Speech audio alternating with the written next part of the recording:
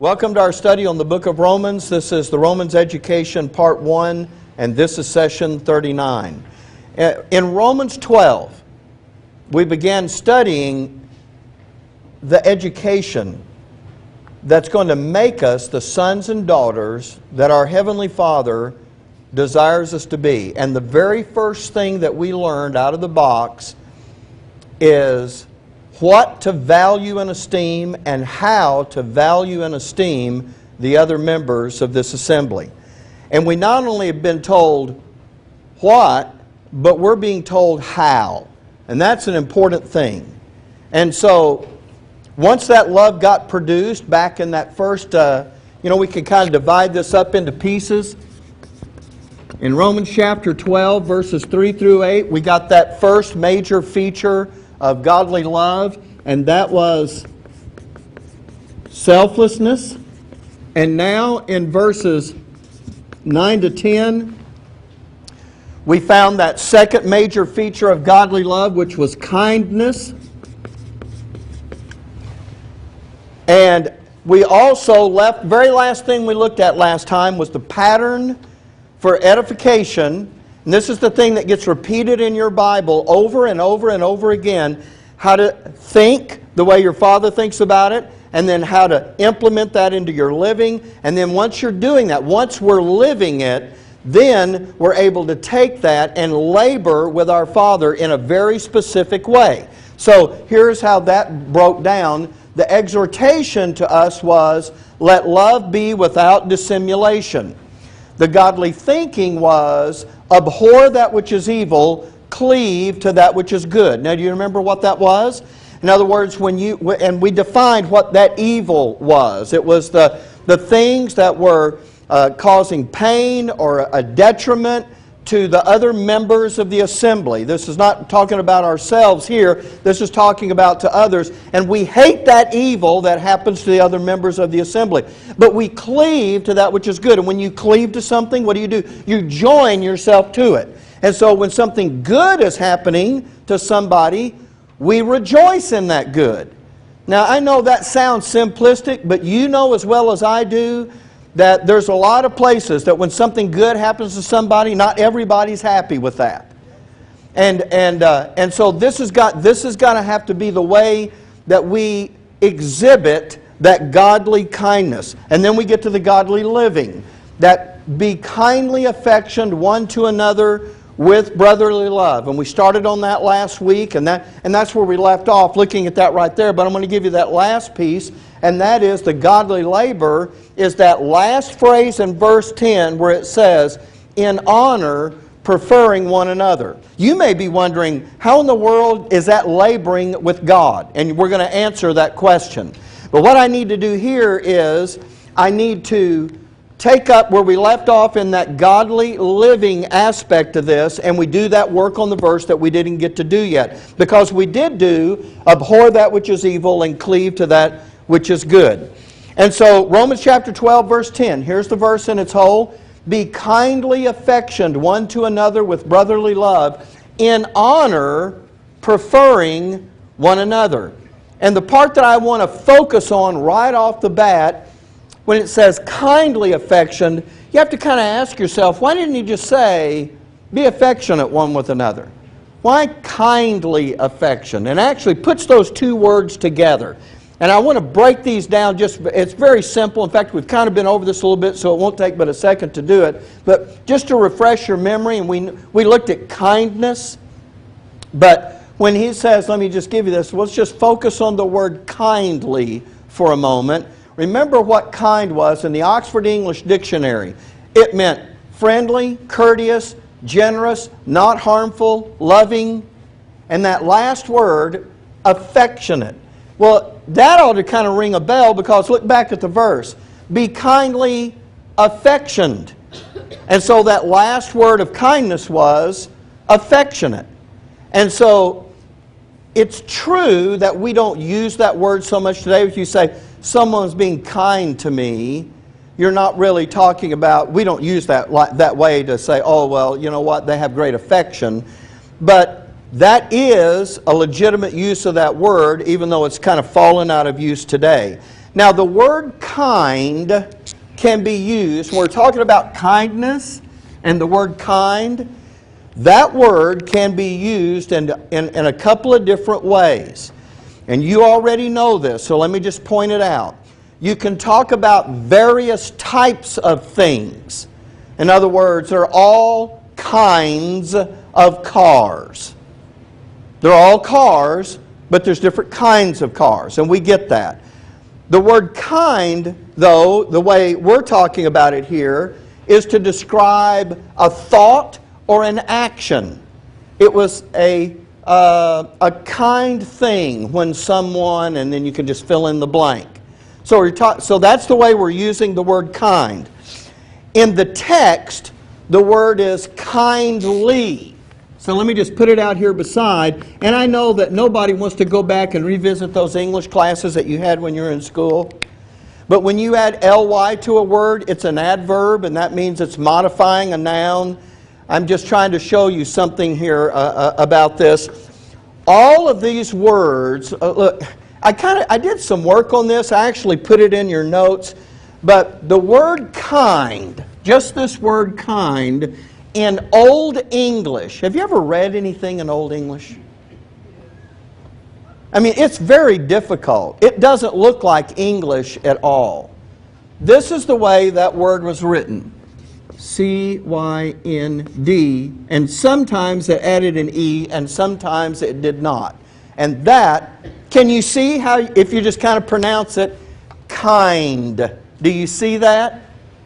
Talk about, I think what Old English did is it wrote everything phonetically. You know, phone would have been F-O-N. Okay, I'm enjoying that way more than you are. Okay, so anyway, when you get to the word kind, now the reason I took that back to the Old English is because that word had a meaning back there. And when you get to kindly as an adverb, this is what it added a little piece onto the front, which took just the word kind, and this is how it would say kindly. But you can see be kind in that. So it's a B and not a G in our notes? Is it a G in your notes? You know what? I just remembered it wrong.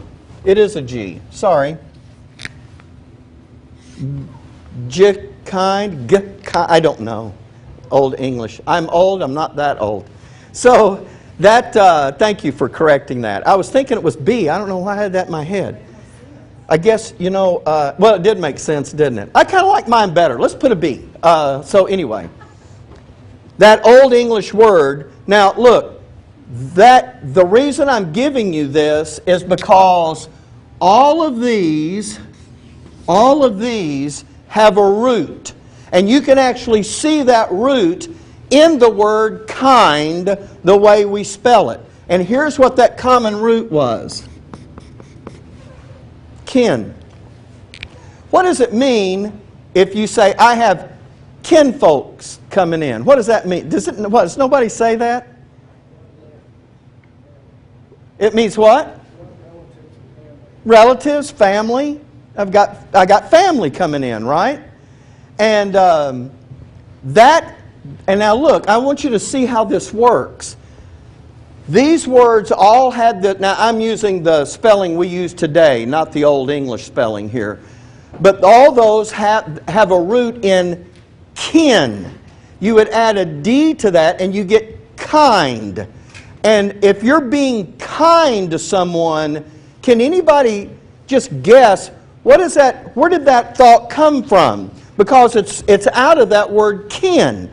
How do you feel about, okay, that's a dangerous way to ask, don't ask that question. How are we supposed to feel about our kin?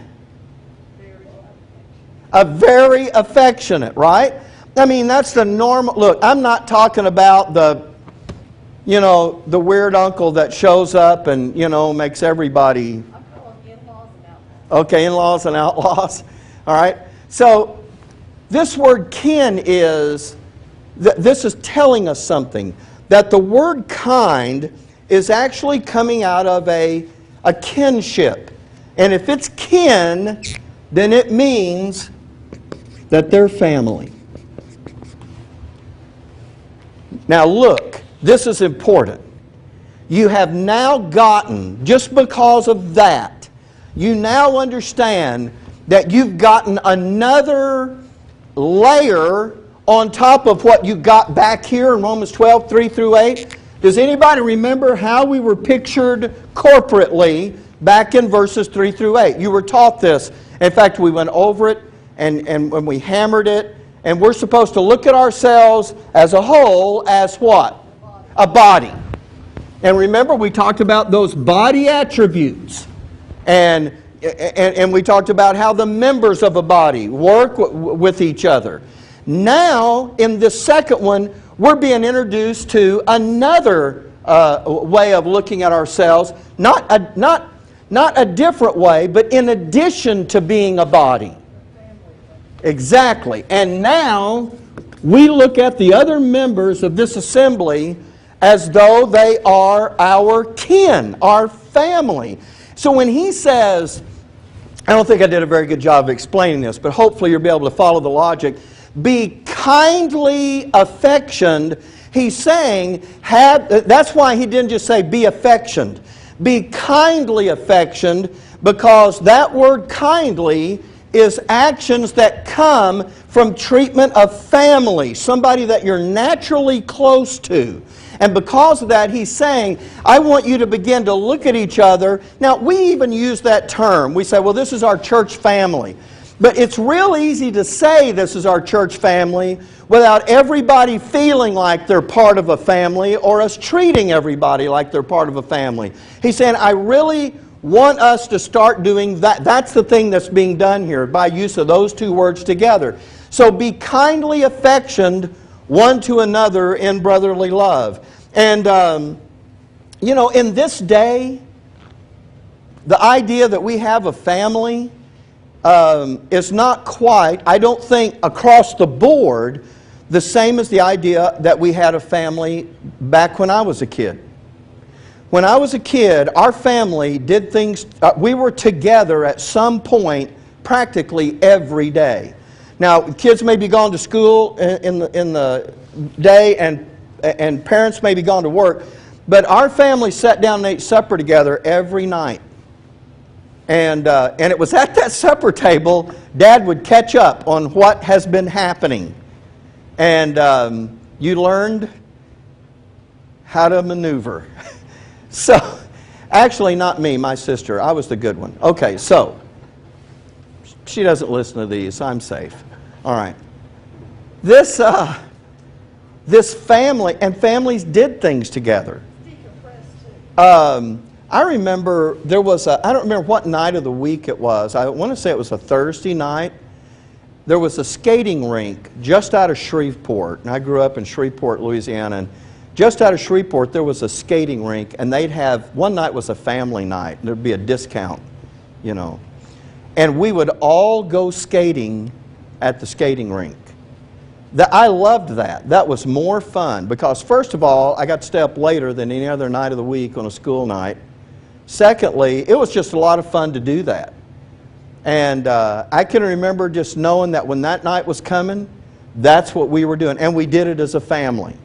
And that was great fun. And you know what that did? It kind of built a bond among the members of our family. I remember we bought a boat, and everybody in the family learned to water ski. And we got one of those big canvas tents. They didn't have the things like today where they're kind of made out of plastic and you put them up real fast. This was a big canvas tent, and to me, at that age, it weighed about 1,000 pounds. It was heavy. You ever seen the real canvas stuff? And this was a big tent. And putting it up, there was no push a button on the pole, raise the thing up, the canopy's out, now you throw the top over. There wasn't any of that. This was driving stakes in the ground. This was getting ropes and, putting it around, pulling the deal up and getting the pole up in the middle. I can remember I was the one that got sent into the tent when it was all laying flat to put that center pole up. you know, to get it up and off the ground. But those were great times. And we'd go on Friday night when everybody got off work, and we'd spend Friday night, and we'd spend Saturday skiing and come home Saturday night. And then we'd break all that down, pack it back up. And boy, that was a load of fun. I just loved that. I don't want to get off on this, but you know, as I'm thinking about that, you know what one of my favorite things to do as a kid was? The adults would sit around the fire at night, and we used to go to Lake of the Pines. Do you know where that is? It's as you're going toward Shreveport on 20. Just inside Texas, you have Lake of the Pines. And they had that area that the Corps of Engineers had done. It was great campsites, and it didn't cost anything to pitch a tent there. And we'd go in and pitch our tent, and Dad would go around to the ramp and back the boat in. He'd drive the boat over, and I remember the adults would sit around the fire, because there was sometimes another family that would go with us, and they had 2 kids who were brats, and they were wild Indians. And look, this is my only chance to vent this. So, you know, they would be so wild. My interest was, I want to sit around the fire and listen to this adult talk. You know, they're talking about stuff going on in the world. They're talking about different stuff. I was fascinated by that. I wasn't talking. I wasn't interrupting. I was just soaking it in. I loved that. The other 2 boys, all they wanted to do was burn stuff up in the fire. That was their only interest. And everything would go in the fire until finally their parents would go, "You need to go lay down in the tent and go to bed." You know what? Putting them boys in a cot in that tent was like stuffing ants in an anthill. They're coming right back out of there. And I remember they were going, "Well, why do we have to go to bed if Mike doesn't have to go to bed?" Oh, I could have strangled those boys. And of course, you know, my dad goes, "Go in there and lay down and go to bed." Well, you know, I'm just going to do what I'm told. So I go in and... Why am I telling you this story? Okay, we got to move on. Well, you know what, though? They didn't... Okay, look, I got to finish this. I won't have closure. I got in there, and I did what I'm doing. Those boys are up, they're out, they're up, they're out. They threaten, they're out, they threaten. Finally, they just let them stay up. Now I'm stuck in the cot, and the hoodlums are loose. Is that fair? See, I had to get my theology straight. I was questioning the justice in the universe. So the next day I say to my dad, "Hey, look, if these 2 guys are not going to stay in their beds, why do I?" He said, "Yeah, you're right. That you don't have to do that anymore." And I said, "Okay, yeah, thank God." Okay, all right, got that off my chest. Now that I've told you something worthless, They weren't famous. you know what? But you know what? We did stuff as family, and it had great meaning.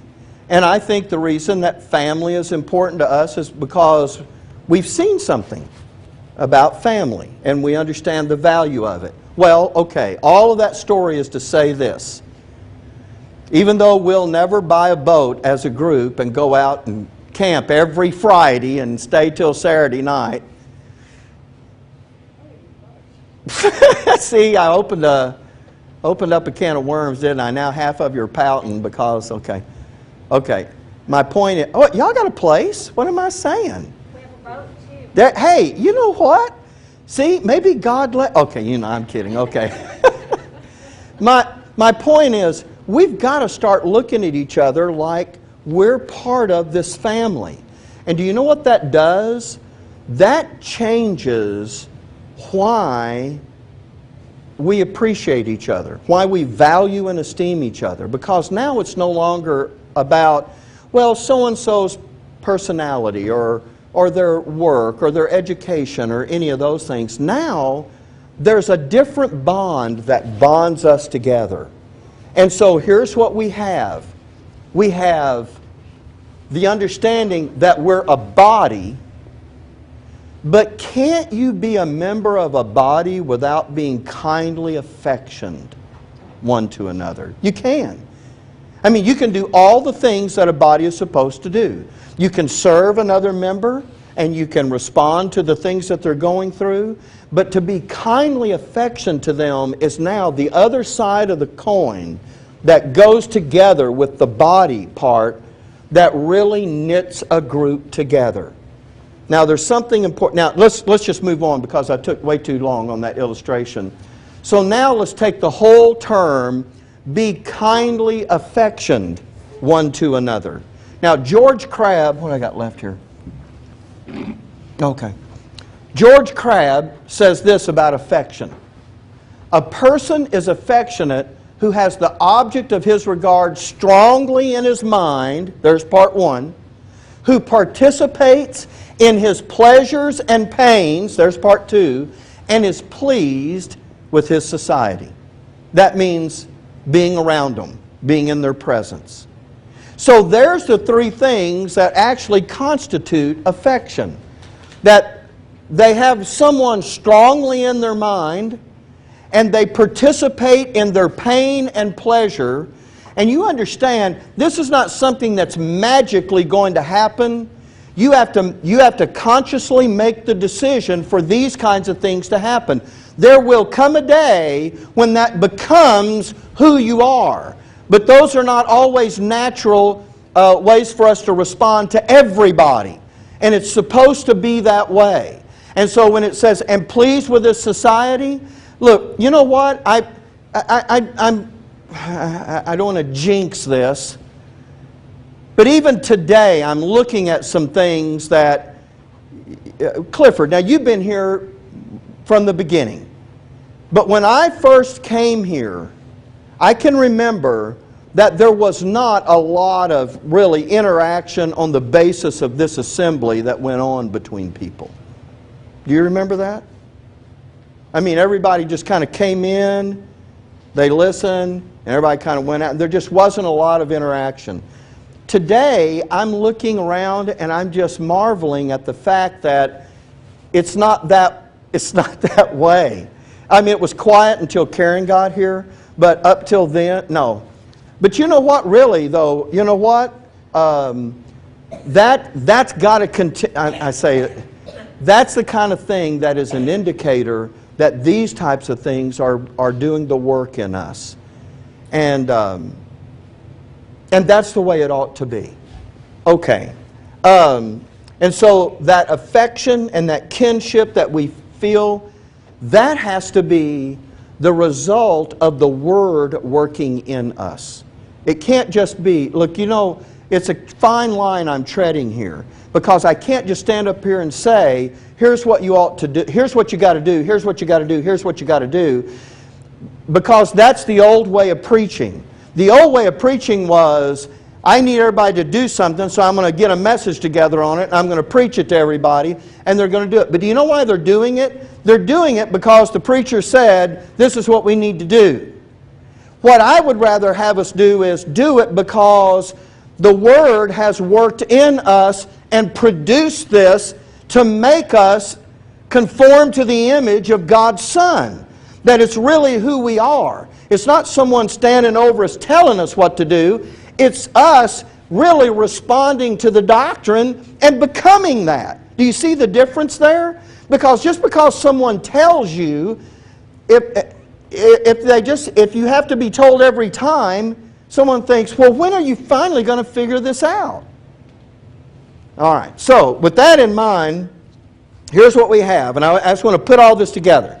So, we come to understand from verses 3 through 8 that number one, our love is to be selfless. That means it's going to be focused on those that are in this assembly. Number two, we view ourselves as members of the same body. And we've been through that. Number three, we cannot do this alone. We need the entire body in order to effectively labor with our Father. Number four, we're guided by those body attributes of participate, cooperate, serve, and respond. Those are the things that are always in our thinking. And then lastly, it's out of the offices of giving, ruling, and mercy. I'm just talking about by and large in this assembly. Yes, we have the edification offices of pastor and deacon. But it's out of those offices that we labor with our Father for the benefit of the entire body. And that's, I just use those offices that are the practical needs offices because those are the ones that get left behind. And listen, I'm going to point this out. I'm just going to say it now because there's a point when this is really going to come into play. When that last one starts getting done, I'm not talking about when we learn about it, but when we actually start doing it. When we start looking at each other and saying, you know what, and that giving, ruling, and mercy, those all are doing something. The ruling, that's organizing and bringing order to this assembly, and the things that someone is doing is helping do that. Now, and I've mentioned this before, and it's just a way of illustrating it. There's a bunch of folks in here that drink coffee. Milt and Barbara always come early, and Milt makes that coffee. And you know what? He's doing that for the benefit of the assembly. You don't think of that as ruling, but that's really what he's doing. He's just bringing an order to that, and that gets done. In giving and in mercy, the same kinds of things could be done. And I could use other people as illustrations. What I'm trying to say is that is what brings a church literally into existence. That's when that happens. When we really begin to function out of that among ourselves, that's what really makes us a church. You can say, well, we've been a church for years. But that is the purpose for which the local church was created. And until we start to function in line with that purpose, we're not. We're just a group of people doing something else. Because when your father had that in mind and instituted local churches, that's the thing that brings that body into existence. Okay, I got to do this quick. Now we understand, let's take all of that and add it to this. In order for our love to be like our Father's, we must couple our selflessness with kindness. Godly loving kindness means that we abhor the evil and cleave to the good that happens to the other members of this assembly. And then we are to be affectioned to one another just like we're family. And then lastly, being affectioned means that we have each other strongly in mind, we participate in each other's pains and pleasures, and we enjoy being in the company of the other members of this assembly. And so you know what you really have? In verses 3 through 8, you have, because you're being taught to be a body, you have body type thinking, and that's what brings us, that's what causes us to exist as a real church. And then after that, you understand that verses 9 and 10 now produce a family type thinking. And we haven't gotten to the labor aspect yet, but now that the church is brought into existence, there is something that God wants us to be able to do right off the bat that's critical. It's the next step. Some of you may already be thinking about what that is. We're going to talk about it in the second session. But we ought to, just looking at this thing, this breakdown here. Well, you know what? I'm right here at the break. So I'm going to stop here because I think this is a good place to do it. Anybody have any question about what we've covered up to this? Everybody gets that? Because look, here's how good it's going to be in the second session. Why in the world do we need these two things? I'll just end with this. God's not giving us labor just for the sake of keeping us busy or proving to Him that the doctrine is working in us. He is giving us the godly labor. In other words, those offices and this labor we're about to look at in verses 9 and 10 are preparing us more than that. We're going to be doing the very things right here in this assembly that we have to do when we get to the creature. That's what I'm going to show you it's in these notes that we're going to look at in the second session, so that you understand How important is this? How big a deal is this? If we don't do it here, we won't know how to do it there. And that's the